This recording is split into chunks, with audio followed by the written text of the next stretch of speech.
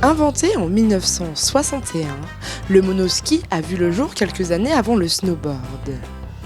Une communauté d'adeptes pratique toujours cette discipline et ont créé l'association française de monoski. Tout au long de la saison hivernale, ils se rassemblent afin de partager leur passion.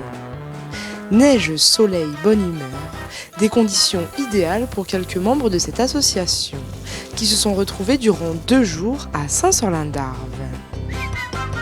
Le principe d'un rassemblement, c'est d'abord qu'on se retrouve avec des potes, tous ceux qui veulent venir viennent, et puis on a toujours des monoskis de test, et on fait essayer des monoskis. Et ce matin, on a eu, combien ils étaient 1, 2, 3, 4, 5, 6 personnes complètement débutantes qui n'avaient jamais essayé le monoski, qui ont tenu à essayer, et on leur a fait tester le monoski, on a fait quelques descentes avec eux. Ne vous trompez pas, le monoski est le ski de référence et le meilleur moyen de se déplacer sur la neige selon Pierre, un mordu de la discipline. Et franchement, s'il y a une glisse, pour moi, qui surplombe vraiment toutes les autres, c'est le monoski. Maintenant, on a des monoskis modernes qui passent vraiment en toute neige, qui accrochent, ce qui n'était pas forcément le cas avec les monoskis des années 80.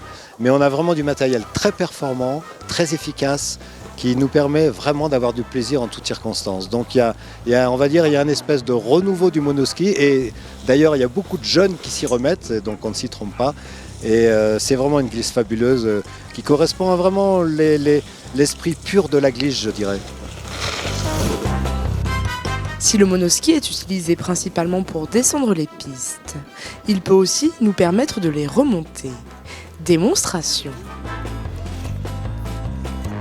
Alors voilà, donc pour le monoski split, comme celui-ci, donc c'est un monoski de rando sur lequel donc on a des fixations qui sont adaptées pour la rando. Vas-y, on soulève une planche et la deuxième. Et puis voilà, donc là, du coup, c'est comme un peu pour les surfs, donc on va inverser les planches pour la montée. Voilà, pour éviter de s'accrocher avec les crochets et le bout des skis. Pour ceux qui n'ont pas de monosplit, les sportifs utilisent des skis d'approche et accrochent leur monoski sur le sac. Des passionnés qui dévoilent leurs secrets et partagent leur passion avec les vacanciers. Peu nombreux cette année suite à la fermeture des remontées mécaniques, les quelques privilégiés profitent tout de même des actions maintenues par la station. Après les vacances de Noël et le jour de l'an, arrivent les vacances de février. On essaye de maintenir un fonctionnement qui consistait à faire un espace protégé, sur lequel vous pouvez faire tout type de glisse, aussi bien du snake glisse que de la luge, que du ski même débutant, et que du ski de randonnée ou de la raquette. Par contre, quand on fait de la luge, c'est du gravitationnel, donc il faut bien partir d'un point bas et remonter sur un point haut.